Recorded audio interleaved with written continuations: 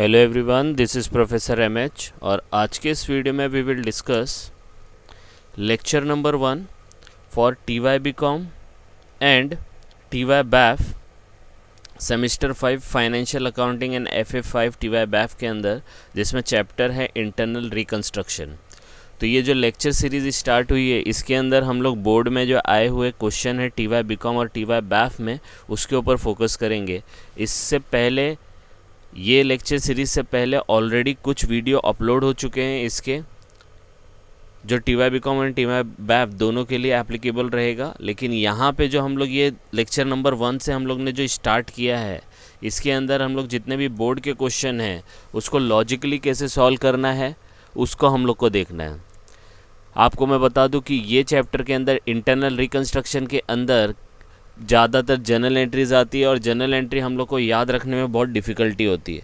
तो journal entry को बगैर याद रखे कैसे जर्नल एंट्री को करेक्ट पास करना है, हम लोग इस वीडियो में देखने वाले हैं। इसलिए इस वीडियो को एकदम एंड तक ज़रूर देखना, क्योंकि आपको पूरा ग्रिप आ जाएगा कि कैसे जर्नल एंट्री को याद किए बगैर ही हमें पूरा जर्नल एंट्री राइट करना है। ओके, तो इस लेक्चर में हम लोग देखने वाले हैं कि टी.वाई. बीकॉम के अंदर अप्रैल 2024 में पूछा गया था एटीकेटी। तो जैसे ये टी.वाई. बीकॉम का क्वेश्चन है, अप्रैल 2024 में पूछा गया था, अभी लेटेस्टली 2-3 महीने पहले ही पूछा है एटीकेटी के अंदर। इसको हम लोग सॉल्व करेंगे। फिर वैसे ही टी.वाई. बैफ के अंदर जो लेटेस्ट क्वेश्चन होगा उसको सॉल्व करेंगे। इसीलिए वो प्लेलिस्ट का डिस्क्रिप्शन मैंने प्लेलिस्ट का जो लिंक है उसका डिस्क्रिप्शन मैंने डाल दिया है, आप वहाँ पे जाके उसको पूरी लिस्ट को रेफ़र कर सकते हो। ओके, तो let's start with the question. फिर क्वेश्चन को कैसे प्रैक्टिकली सॉल्व करना है वो हम लोग देखेंगे। तो दिया गया है from the following individual transaction. Individual है, इंडिविजुअल मतलब जो भी 4-5 केसेस होंगे उसको हम लोग को अलग अलग ही करना है। Pass the necessary journal entries for 10 mark. यहाँ पे दिया क्वेश्चन नंबर 4 भी पूछा गया था, 10 मार्क के लिए पास नेसेसरी जनरल एंट्री। क्वेश्चन दिया है, देखो पॉइंट नंबर 1 रविंद्र लिमिटेड, देखो सब में अलग अलग कंपनी आ रही है, राइट। दूसरे में है सचिन लिमिटेड, तीसरे में है राचिन लिमिटेड और लास्ट में कोई कंपनी का नाम नहीं दिया, मतलब चारों कंपनी अलग अलग है। अब ये चैप्टर कौन सा है? इंटरनल रिकंस्ट्रक्शन, बराबर है। इसके अंदर आपको क्या पूछा जाता है? एक तो जनरल एंट्री पूछी जाती है, या आपको कैपिटल रिडक्शन अकाउंट पूछा जाता है, या आपको बैलेंस शीट पूछा जाता है। लेकिन याद रखना, जब जनरल एंट्री आती है तो कैपिटल रिडक्शन भी बनता है, या कैपिटल रिडक्शन पूछा जाता है तो जनरल एंट्री भी बनती है। लेकिन यहाँ पे ये 10 मार्क के लिए और 4 कंपनी अलग अलग है, तो आप सिर्फ जनरल एंट्री भी पास करेंगे तो चल जाएगा। कैपिटल रिडक्शन भी बनाएंगे तो भी चलेगा, लेकिन क्या है वो थोड़ा लेंदी हो जाएगा और 10 मार्क के लिए उतना एप्लीकेबल नहीं होगा। इसीलिए यहाँ पे बोला है नेसेसरी जनरल एंट्री पास करो तो कर देने का। लेकिन यही एक ही क्वेश्चन अगर एक ही कंपनी का हो तो जनरल एंट्री के साथ साथ आपको कैपिटल रिडक्शन भी बनाना है। आई बात समझ में? तो ये चीज़ याद रखना है, ये हम लोग जब आगे वाले क्वेश्चन करेंगे तो उसमें क्लियर हो जाएगा।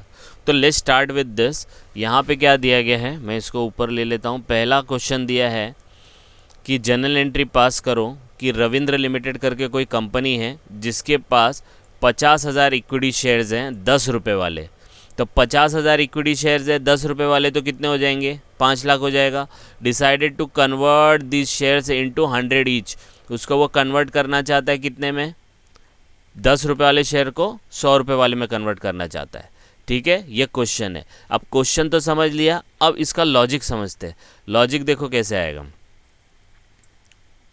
ये तो टाइप ऑफ क्वेश्चन देखो यहाँ पे लिख दिया है कि टी.वाई. बीकॉम टी.वाई. बैफ में जनरल एंट्री पूछा तो both journal entry and capital reduction बनाना है।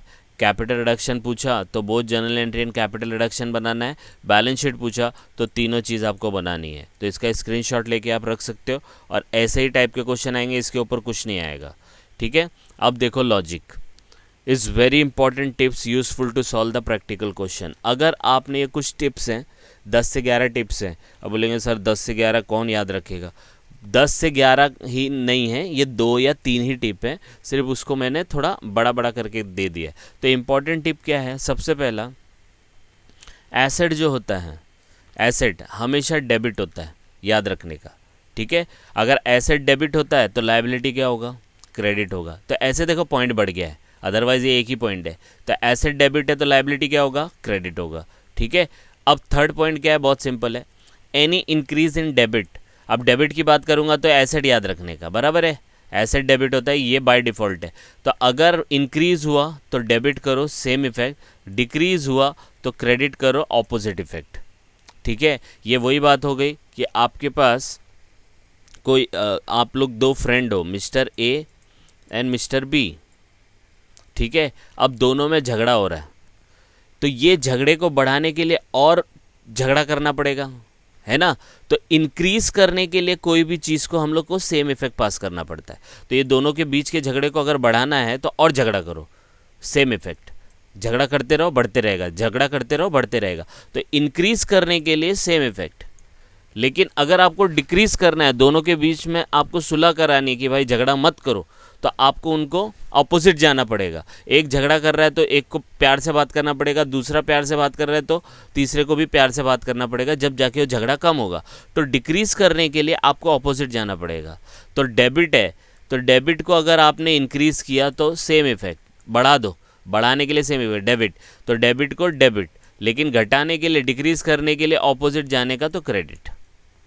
आ रही है बात समझ में, एकदम सिंपल तरीके से, बस ये याद रखना है। अब सेम वे में ये डेबिट का हो गया, क्रेडिट में देख लो, क्रेडिट है, उसको इंक्रीज करना है तो सेम इफेक्ट, तो क्रेडिट को क्रेडिट ही करने का मतलब, सेम इफेक्ट का मतलब क्या है, डेबिट को डेबिट, क्रेडिट को क्रेडिट, क्रेडिट को क्रेडिट, डेबिट को डेबिट, सेम इफेक्ट। लेकिन ऑपोजिट जाना है, डिक्रीज जाना है, तो डेबिट को क्रेडिट और क्रेडिट को डेबिट। समझ में आया, क्रेडिट को देखो यहाँ पे डेबिट किया है, यहाँ डेबिट को क्रेडिट किया है, समझ में आया। तो ये एक ही पॉइंट है, इसको देखो मैंने 4 में कन्वर्ट किया है, तो इस तरीके से 11-12 पॉइंट है। ठीक है, तो बहुत सिंपल है। फिर देखो क्या दिया है, जब जब मनी कम्स इन होता है, ये आपको दिया रहेगा, पेड किया है, रिसीव्ड किया है या सेटल्ड किया है, ऐसे वर्ड्स आएंगे, पेड, ठीक है, रिसीव्ड, फिर सेटल्ड, ऐसे वर्ड आएंगे तो समझ जाना कैश बैंक आने वाला है। ठीक है, पेड, रिसीव्ड, सेटल्ड, ऐसा आएगा तो समझ जाना पैसा मतलब पैसे का लेन देन होने वाला है। अब पैसे का लेन देन होगा, जब भी पैसा आता है तो debit word comes in, credit word goes out. याद रखना, देखो जर्नल एंट्री पास करने के लिए 3 अकाउंट होते हैं, nominal, real and personal. Personal, real, nominal होते हैं, इनके हिसाब से जनरल एंट्री होती है, राइट। लेकिन क्या है, यहाँ पे थोड़ा शॉर्टकट दे दिया है, ये अनऑफिशियल है लेकिन शॉर्टकट दे दिया है जिससे कि आपको याद रहेगा। ठीक है, तो जब जब पैसा आता है तो कैश बैंक क्या है, रियल अकाउंट है, डेबिट वर्ड कम्स इन तो डेबिट करो, तो पैसा जाएगा तो क्या करने का, क्रेडिट करने का, तो टू बैंक करने का। डेबिट को याद पता है ना, डेबिट को ऊपर डेबिट लिखते हैं, बैंक अकाउंट डेबिट, क्रेडिट को 2 से स्टार्ट करते हैं, सेकेंड पार्ट होता है, बराबर है। जनरल एंट्री में 2 पार्ट है, बराबर है। एक ऊपर लिखते हैं हम लोग बैंक अकाउंट डेबिट, दूसरा टू बैंक करके लिखते हैं, तो जो नीचे लिखते हैं ना वो क्रेडिट होता है। ठीक है, तो ये देखो 6 पॉइंट हो गया। 7वां पॉइंट क्या हो गया, एक वर्ड आएंगे, देखो ये टू और बाय वर्ड आएगा, टू और बाय। टू का मतलब होता है वहाँ तक डिफरेंस का इफेक्ट, बाय का मतलब effect of amount given after bye. ठीक है, अभी सिर्फ और सिर्फ आपको याद रखना है, क्वेश्चन में ज़्यादा अच्छे से समझेगा, जो टू वर्ड आया तो समझ जाना वहाँ तक हम लोग को जाना है, और बाय अगर वर्ड आया तो मतलब उतने से, वहाँ तक उतने से, वहाँ तक उतने से, टू और बाय। ठीक है, और इसमें क्या होता है, डिफरेंस का इफेक्ट आता है, और इसमें effect of amount given after bye, मतलब अगर टू वर्ड आ गया तो जो भी डिफरेंस होगा, जैसे 100 रुपये को रिड्यूस टू 10, तो इफेक्ट कितने का आएगा, 90 का आएगा डिफरेंस। और अगर बोला 100 रुपया रिड्यूस बाय 10, तो क्या बोला है, effect of amount given after bye, तो आफ्टर बाय के बाद कितना दिया, 10, तो 10 का इफेक्ट आएगा। आ रही बात समझ, देखो टू और बाय से ये चेंजेस होता है। तो ये 2 वर्ड याद रखने, क्वेश्चन में ज़्यादा एक्सप्लेन कर पाऊंगा मैं आपको, अभी फ़िलहाल के लिए सिर्फ ध्यान देना है। नेक्स्ट क्या दिया है, all intangible and fictitious asset to be return of whether given in the question और नॉट। क्वेश्चन में एडजस्टमेंट में बोले रिटर्न ऑफ करो तो करने का, नहीं भी बोला है तो भी करने का। कौन से, इंटेंजिबल एंड फिक्टिशियस। अब ये कौन से होते हैं, देखो एग्जाम्पल दिया है। इंटेंजिबल में आपका trademark, patent, copyright, goodwill, know how. ठीक है, ये नाम तो सुना होगा, इनको हटा देने का। फिक्टिशियस एसेट में क्या आता है, प्रमोशनल एंड पब्लिसिटी, ये सब क्या एसेट हैं, एसेट में ही दिखेगा आपको ये। तो ये आलतू फालतू नाम दिखे है ना, ये तो समझ जाना फिक्टिशियस है। पब्लिसिटी एक्सपेंस का नाम आएगा। फिर ये देखो discount on issue of shares, accumulated losses आएगा। पीएनएल डेबिट बैलेंस कभी कभी दिया रहता है, पता है, पीएनएल दिया रहता है एसेट साइड में, वैसे पीएनएल लायबिलिटी का आइटम है, लेकिन पीएनएल आपको एसेट में दिखा तो समझ जाना कि वो फिक्टिशियस है, उसको रिटर्न ऑफ करना है। Under writing commission, miscellaneous expenses. तो फिक्टिशियस एसेट में क्या याद रखना, ज़्यादातर एक्सपेंसेस आते हैं, ये डिस्काउंट भी एक्सपेंस होता है, लॉसेज आते हैं, कमीशन आता है। तो जितने भी एक्सपेंस, लॉसेज और कमीशन है वो सब फिक्टिशियस में जाएगा और उसको हम लोग को क्या करना है, रिटर्न ऑफ करना है।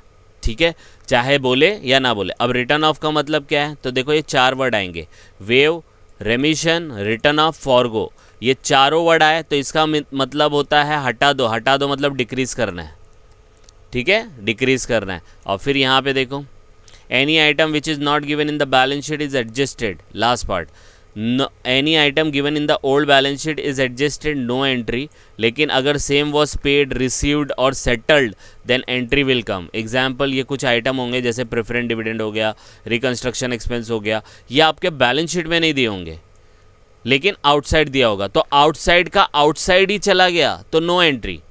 लेकिन अगर उसका पेड या रिसीव्ड हुआ तो उसकी एंट्री आएगी। अब बोलेंगे सर ये तो कुछ समझ में ही नहीं आ रहा, क्या बोल दिया आपने। तो एक एग्जाम्पल देता हूँ। आप एक फ्लैट में रहते हो, एक बिल्डिंग में रहते हो, ठीक है, ये आपकी बिल्डिंग खड़ी है। अब बिल्डिंग में बहुत सारे फ्लैट है जिसके अंदर आप भी एक फ्लैट में रहते हो, ये आपका पार्किंग एरिया है। यहाँ पे 2 लोग मिस्टर ए और बी पार्किंग के लिए झगड़ रहे हैं, बराबर है।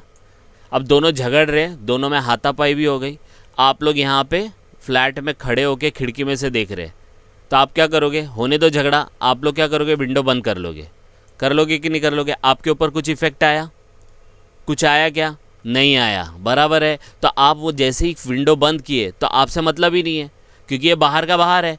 तो सेम वे में ये old balance sheet, any item which is not given in the old balance sheet, तो ये अपने घर का आइटम नहीं है ना, तो इसकी एंट्री नहीं आएगी। तो ये अपना आउटसाइड है तो इसका कोई भी एंट्री नहीं आएगा। लेकिन अगर ए और बी के अंदर ए अपने ही घर का कोई आदमी है तो उसका इफेक्ट तो आएगा ना। But if the same was paid and received, अब इसके साथ झगड़ा हो रहा है तो हम लोग को भी उतरना पड़ेगा, हम लोग को उतरना पड़ेगा, मतलब हमारे घर पे भी इफेक्ट आ रहा है। तो जब ये चीज़ें पेड और रिसीव्ड होती हैं तो एंट्री विल कम।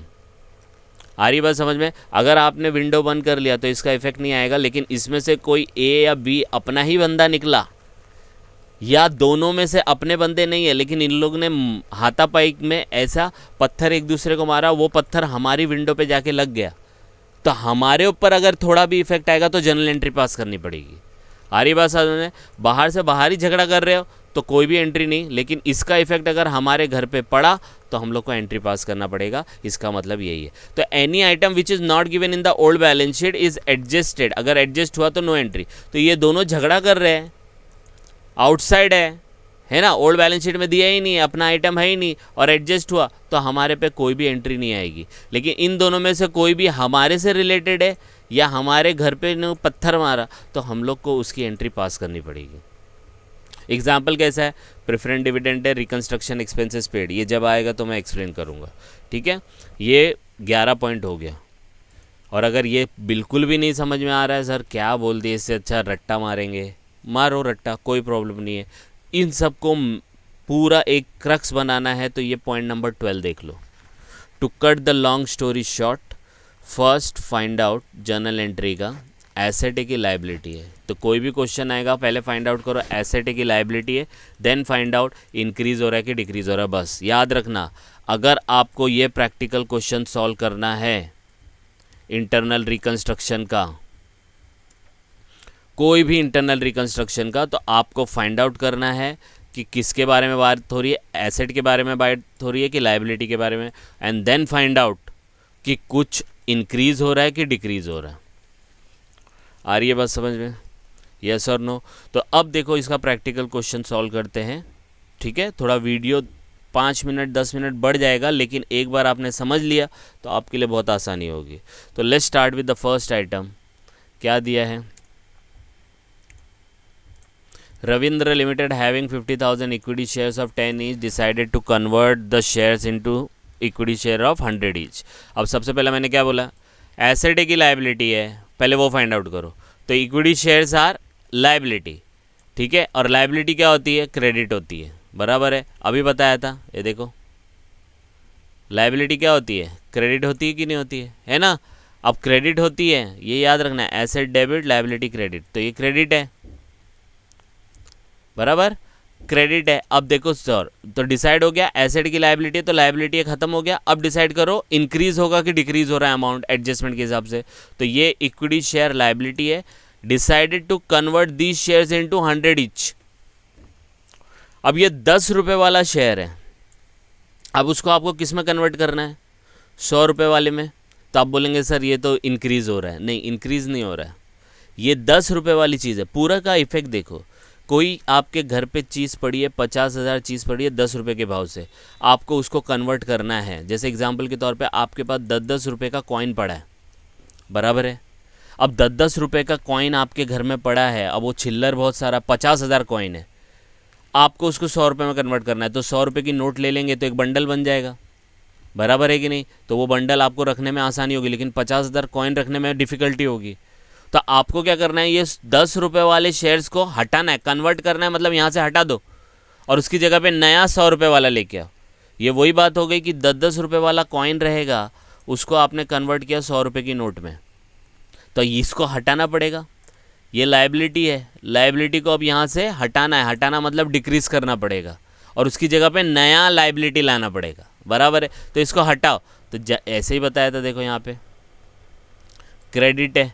अब क्रेडिट है, उसमें इंक्रीज होगा तो क्रेडिट करेंगे, लेकिन डिक्रीज होगा तो क्या करने का, ऑपोजिट जाने का। तो ऑपोजिट इफेक्ट क्या होगा, डेबिट। तो इसकी एंट्री कैसे बनेगी, यहाँ पे सबसे पहले हम लोग पार्टी का नाम लिख लेंगे, ऐसे लिख लेंगे, date particular, debit amount, credit amount. अब यहाँ पे देखो जर्नल एंट्री में, देखो जर्नल एंट्री में क्या बोला है, Ravindra limited having 50,000 equity share of 10 is decided to convert. तो 10 रुपये वाला शेयर्स हट रहा है यहाँ से, उसकी जगह पे 100 रुपये वाला आ रहा है। तो ये लाइबिलिटी है, लाइबिलिटी क्रेडिट होता है, हटेगा तो डाउन हो रहा है, डिक्रीज हो रहा है, तो डेबिट करने का। तो देखो कैसे डेबिट होएगा, तो यहाँ पे लिखने का equity share capital account debit 10 रुपये का एक, कितना है अमाउंट, 5 लाख।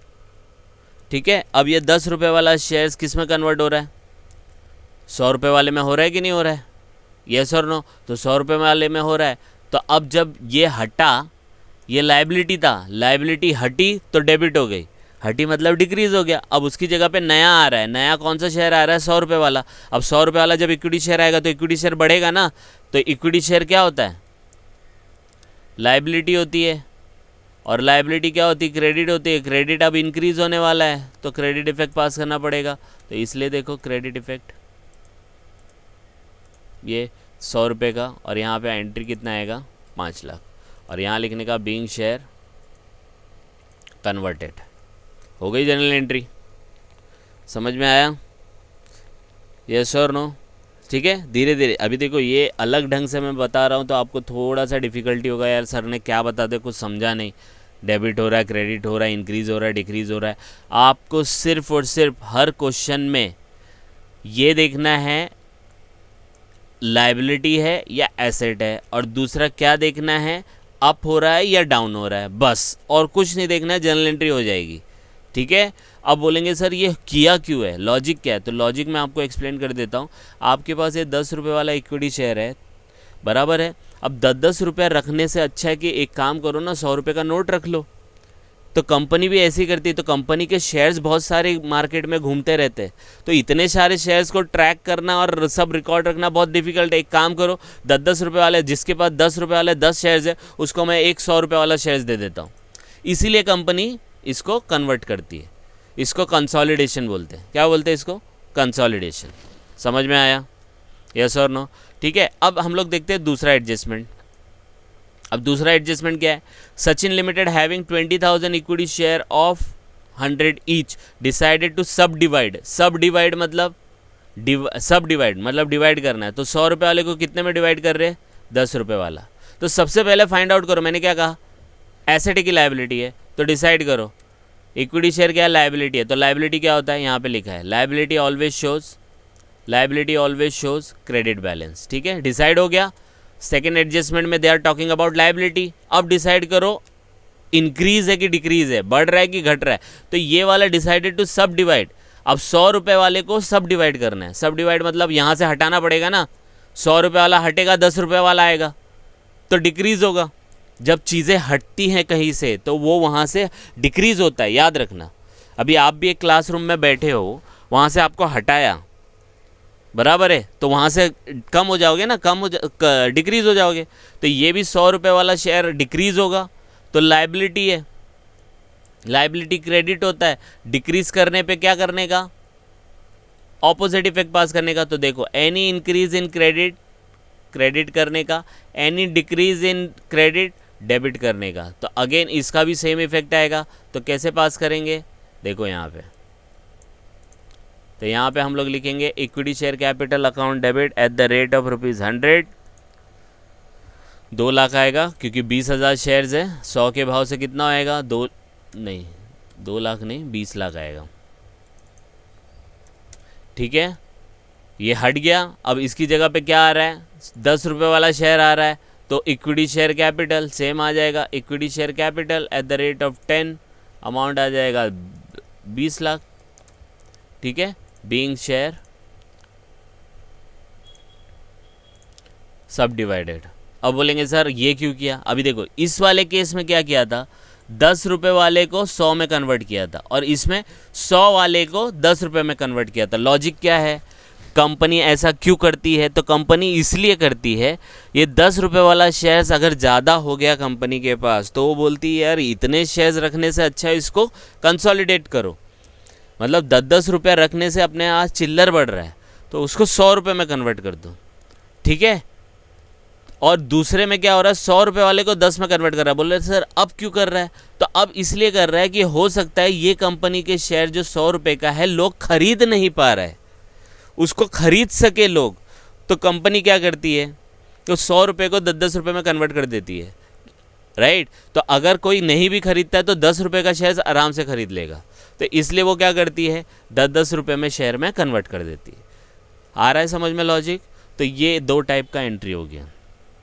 ठीक है, देखो सेम एंट्री है, जो कम हो रहा है उसको डेबिट कर दो, लेकिन पहले वही डिसाइड करना है एसेट की लायबिलिटी। इसलिए देखो यहाँ पे दिया है फर्स्ट डिसाइड एसेट की लायबिलिटी है, तो वो डेबिट क्रेडिट समझेगा। फिर देखो अगर इंक्रीज है तो सेम इफेक्ट, डेबिट को डेबिट, क्रेडिट को क्रेडिट, लेकिन डिक्रीज है तो ऑपोजिट जाना, डेबिट को क्रेडिट, क्रेडिट को डेबिट।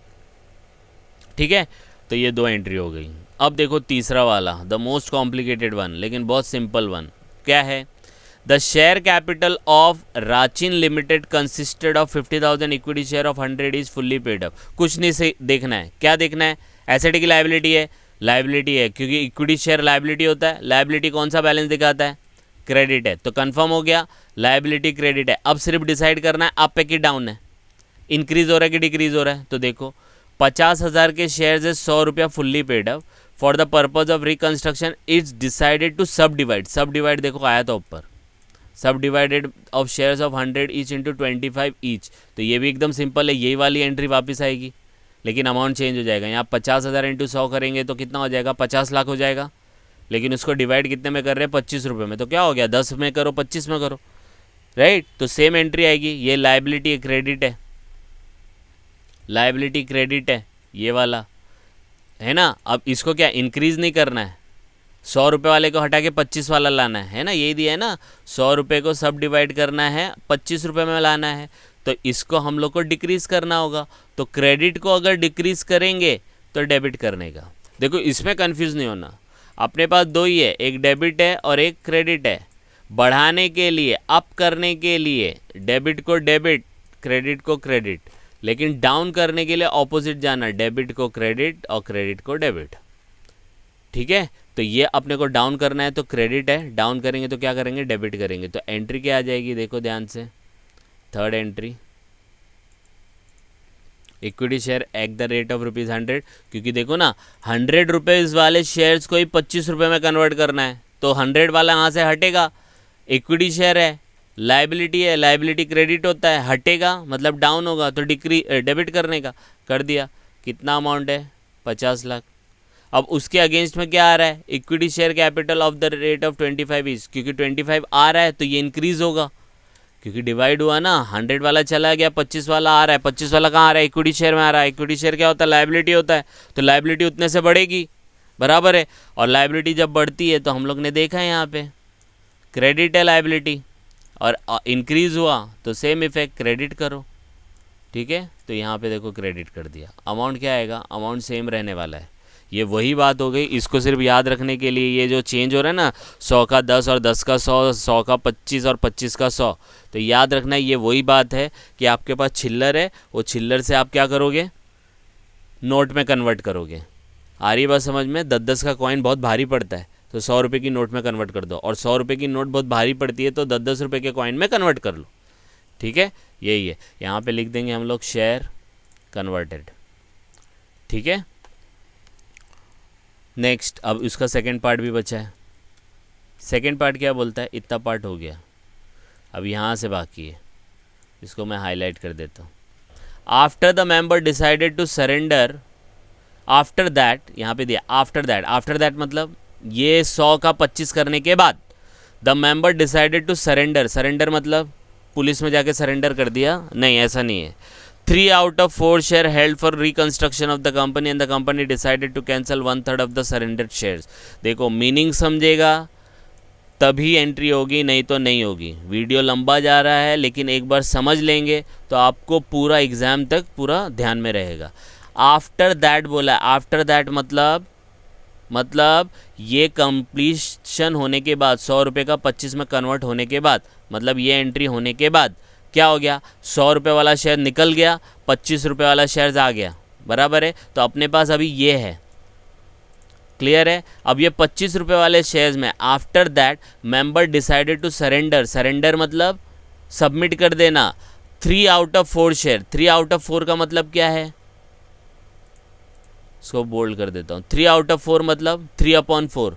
अगर आप 3/4 अभी कैलकुलेटर पे लेंगे ना, 3 लो सब लोग कैलकुलेटर निकालो, 3 लिया, डिवाइड बाय 4, 3 out of 4 मतलब 3/4, ऐसा ही होगा ना, 3/4 करो इंटू 100 तो 75% होगा। तो 75% shares held for reconstruction of the company, तो कितना सरेंडर कर दिया।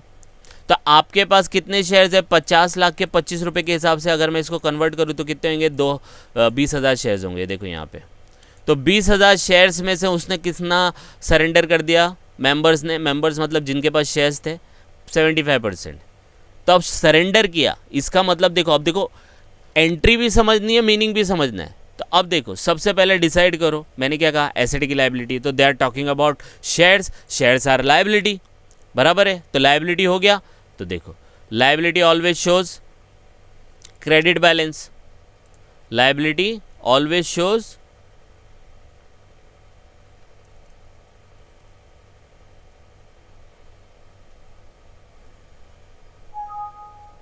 जस्ट अ मिनट,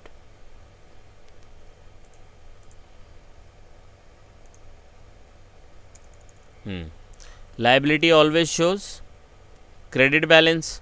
तो यहाँ पे देखो क्रेडिट बैलेंस दिया है, अब क्रेडिट है, अब देखो इंक्रीज हो रहा है कि डिक्रीज हो रहा है, तो देखने का, क्वेश्चन में देखने का। क्वेश्चन में क्या बोला है,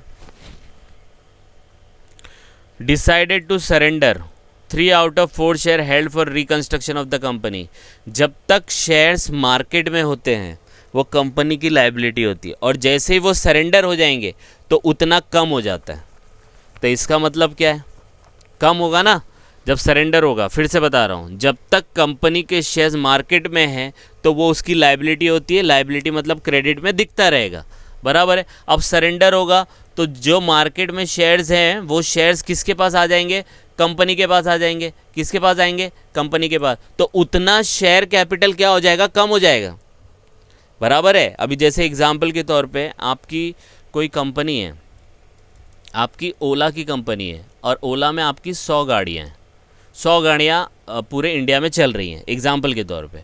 अब 100 गाड़ियाँ चल रही है तो आप अपने बैलेंस शीट में लिखोगे कि 100 गाड़ियाँ चल रही है, लेकिन उसमें से 25 गाड़ियाँ ड्राइवर ने आकर सबमिट कर दिया कि भाई हम लोग को अब नहीं चलाना है, और ये ख़राब भी हो चुकी है। तो अब आपकी मार्केट में कितनी गाड़ियाँ रहेंगी? 75 रहेगी ना, तो डिक्रीज़ हुआ कि नहीं हुआ? सेम वे में कंपनी के पास 50,000 इंटू 100 जिसको कन्वर्ट किया 50 लाख के शेयर्स थे, जिसमें से 3 आउट ऑफ 4 शेयर्स मतलब 75%। कैसे आया 75%? 3/4 किया इंटू 100 तो कितना आएगा 75%। 75% को उसने क्या कर दिया? सरेंडर कर दिया। तो कम होगा ना, डाउन होगा। तो डाउन होगा तो हम लोग ने तो इधर निकाल के रखा है, ये है 50 लाख। तो 50 लाख का 75% अगर हम लोग करेंगे तो equity share capital account debit वही करना पड़ेगा, ठीक है, एट द रेट ऑफ ₹25 वाला, एट द रेट ₹25। तो कितना सरेंडर करना पड़ेगा? कितना करना पड़ेगा? 37,50,000 चाहिए तो करके देखो। 50 लाख इंटू 3/4 करेंगे ना, देखो मैं करके दिखाता हूँ। 50 लाख इंटू 3/4 आ गया, देखो आया ना 37,50,000। देखो यहाँ पे करके भी दिखाया कैलकुलेशन। 50 लाख डिवाइड बाई 25 क्योंकि 25 रुपये वाला शेयर्स था ये, बराबर है, उसको डिवाइड किया, कितना आया? 2 लाख शेयर्स आएगा। 2 लाख शेयर्स में 3 आउट ऑफ 4 और 75%, तो 2 लाख का 75% कितना होता है? 1.5 लाख। 1.5 लाख को आपको 25 से मल्टीप्लाई करना है, ये देखो यहाँ की है। और डायरेक्ट भी कर सकते हैं 50 लाख का सीधा 3/4। क्लियर है? तो इतना आपने क्या कर दिया, ये क्रेडिट में खड़ा है, इसको हटाना पड़ेगा। क्यों? क्योंकि सरेंडर हो चुका है। और ये कहाँ पे चला जाएगा? इसका नाम आ जाएगा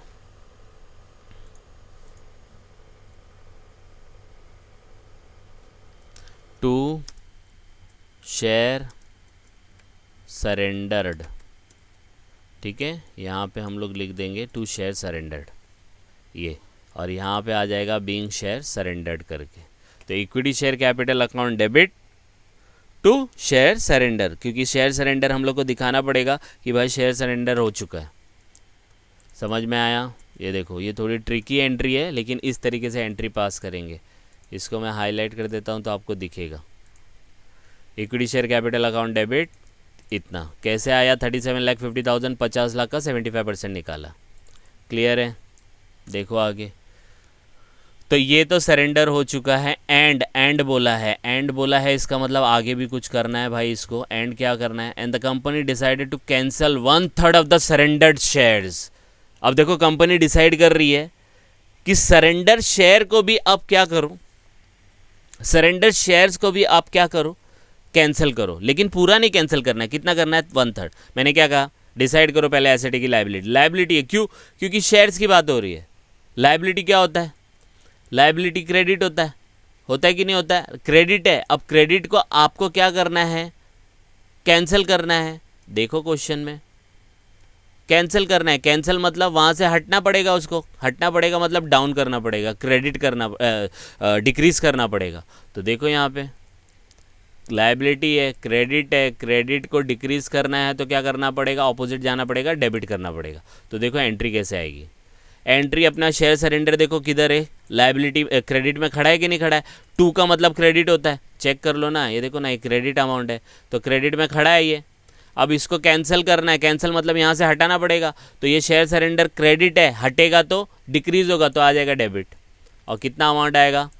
12,50,000। अब बोलेंगे सर कैसा? तो देखो यहाँ पे किया है, 1.5 लाख शेयर्स था, यहाँ पे 1.5 लाख शेयर्स ही था ना, उसका 1/3 निकाला, 1/3 आया 50,000, 50,000 का 25% इतना। ये नहीं समझ में आ रहा है कैलकुलेशन? तो कितना है शेयर सरेंडर? 37,50,000। 37,50,000 इंटू 1/3 करेंगे तो भी आ जाएगा। देखो 37,50,000 इंटू 1/3 आगे कि नहीं आ गया?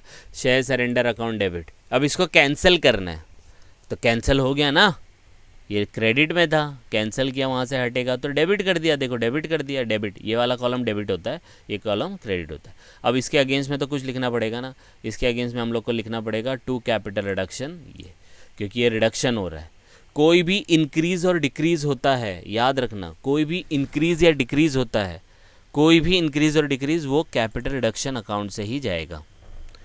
अब बोलेंगे सर ऊपर तो हुआ है लेकिन कैपिटल रिडक्शन का नाम नहीं आया। देखो अमाउंट देखो, ये भी 20 लाख, ये भी 20 लाख, ये भी 50, ये भी 50, कोई डिक्रीज इंक्रीज हुआ है क्या? जब डिक्रीज इंक्रीज हुआ ही नहीं तो कैपिटल रिडक्शन आएगा कहाँ से? कभी भी इंक्रीज और डिक्रीज होगा तभी अमाउंट आएगा। तो शेयर सरेंडर आपका 37,50,000 है, उसमें से देखो ये डाउन हो रहा है 12.5 लाख, इसलिए कैपिटल रिडक्शन का नाम आएगा और हम लोग यहाँ पे लिखेंगे बीइंग शेयर सरेंडर कैंसल्ड। आ रही है बात समझ में? यस और नो? तो ये वाली एंट्री हो गई। तो ये देखो बहुत इंपॉर्टेंट एंट्री थी ये वाली, ऐसे ही 10 मार्क नहीं मिलेगा, बराबर है। चलो लास्ट पार्ट करते हैं। The company has a balance of creditor account of 5 lakh. अब क्रेडिटर है तो मैंने क्या कहा, डिसाइड करो पहले लाइबिलिटी के एसेट। क्रेडिटर लाइबिलिटी होता है, लाइबिलिटी मतलब क्रेडिट हो गया कि नहीं हो गया? अब क्रेडिटर का अमाउंट कितना है? 5 लाख है क्रेडिट। अब डिसाइड करो इंक्रीज है कि डिक्रीज है। The claim of 75% of the creditor is settled bye paying 93,750। तो 75% लेना है, पूरा नहीं लेना है। 5 लाख का claim of 75% of the creditor, तो क्रेडिटर का 75% 5 लाख का निकालो। 5 लाख का निकालेंगे तो आई थिंक कुछ आएगा 3,75,000। उसको आप क्या कर रहे हो? पे कर रहे हो। पे करेंगे तो आप देखो ना, क्रेडिटर है, मैं यहाँ पे जाता हूँ, क्रेडिटर है, लाइबिलिटी है, बराबर है। लाइबिलिटी क्या होता है? क्रेडिट होता है। अब डिसाइड करो अप है कि डाउन है, तो उसको पेमेंट कर रहे हैं तो क्रेडिट है, पेमेंट करेंगे तो डाउन होगा ना, डिक्रीज होगा। तो क्रेडिट अगर डिक्रीज होगा तो उसका क्या करेंगे हम लोग? ऑपोजिट जाएंगे, डेबिट करेंगे। समझ में आया? तो एंट्री क्या बनेगी इसकी? तो बहुत ही सिंपल एंट्री है, क्रेडिटर अकाउंट डेबिट करेंगे। अब क्रेडिटर अकाउंट डेबिट कितना करेंगे? यहाँ पे तो 5 लाख है, तो 5 लाख पूरा नहीं, सिर्फ 75% बोला है, तो 75% ले लेंगे। तो कितना आएगा? 3,75,000। देखो 5 लाख का 75%, बराबर है। अब इसको क्या कर रहे हो? अब 3,75,000, तो 3,75,000 पे करो ना। आप पे कितना कर रहे हो? सेटलमेंट भी कर रहे हो, लेकिन पे कितना कर रहे हो? कि सिर्फ 93,750।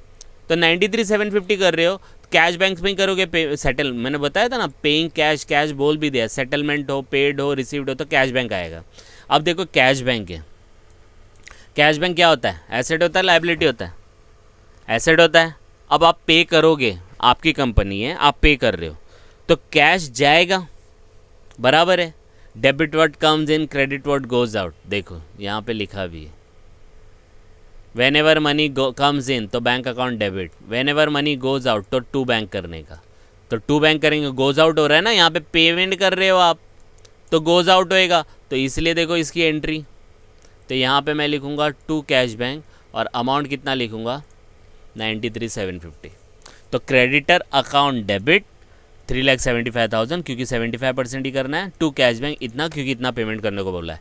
लेकिन ये तो टैली ही नहीं होता है, क्योंकि देखो हर एंट्री टैली होती है। देखो 12.5 लाख, 3750, 50 लाख, 20 लाख, सब टैली हो रहा है 5-5 लाख, लेकिन ये टैली नहीं हो रहा है। तो डिफरेंस आ रहा है, कितना डिफरेंस आ रहा है? इसमें से इसमें माइनस करो और ये डिफरेंस को आप कहाँ डालोगे? एनी अप और डाउन कौन से अकाउंट से जाता है? Capital reduction. यहाँ पे लिखेंगे बीइंग क्रेडिटर अमाउंट सेटल्ड। तो ये 10 मार्क की एंट्री आई थी, ठीक है। तो इसको मैं थोड़ा सा छोटा कर देता हूँ तो ये आपको पूरी एंट्री विजिबल होगी।